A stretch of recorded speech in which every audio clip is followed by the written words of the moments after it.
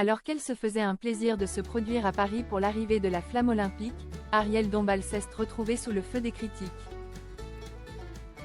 En se produisant le dimanche 14 juillet 2024, à Paris pour les Jeux Olympiques, Arielle Dombal ne s'attendait pas à lire autant de critiques.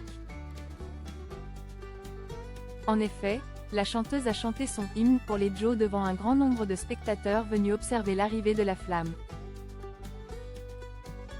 Vêtue d'une robe composée de cerceaux, une coiffure originale et de grandes bottes blanches, la femme de Bernard-Henri Lévy a proposé un spectacle étonnant. Et malheureusement pour elle, les critiques ont fusé. Ceci n'est pas une parodie, Affida Turner de la bourgeoisie. On veut Aya Nakamura, la vraie Paz Oudéa Castéra, plutôt qu'Arielle Dombal qui chante sur l'air de candidature de Zemmour, la 7e de Beethoven, ont écrit plusieurs internautes. Les spectateurs déçus par la prestation d'Arielle Dombal. Pourtant, Arielle Dombal se disait très heureuse de participer à ce projet, elle qui a remixé la symphonie numéro 7 de Beethoven. J'ai fait ça souvent, d'utiliser des instruments modernes avec des mélodies classiques, a-t-elle expliqué dans Bonjour. La matinale de TF1.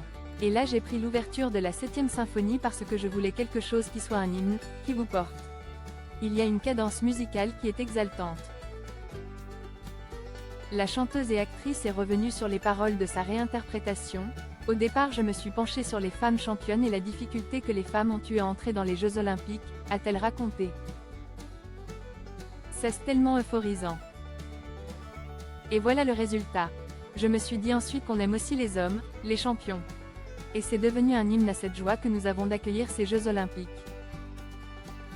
Ainsi, elle était enthousiaste de participer à cette performance, être l'homme qui court le plus vite du monde, la nageuse la plus performante, c'est tellement euphorisant. On ne se réjouit pas assez en France. Il y a un terrible bashing. On va avoir la planète entière à Paris pour soutenir des champions étonnants. Je trouve qu'on est trop sévère. On est un pays trop gâté. Malheureusement, les avis n'ont pas été bons.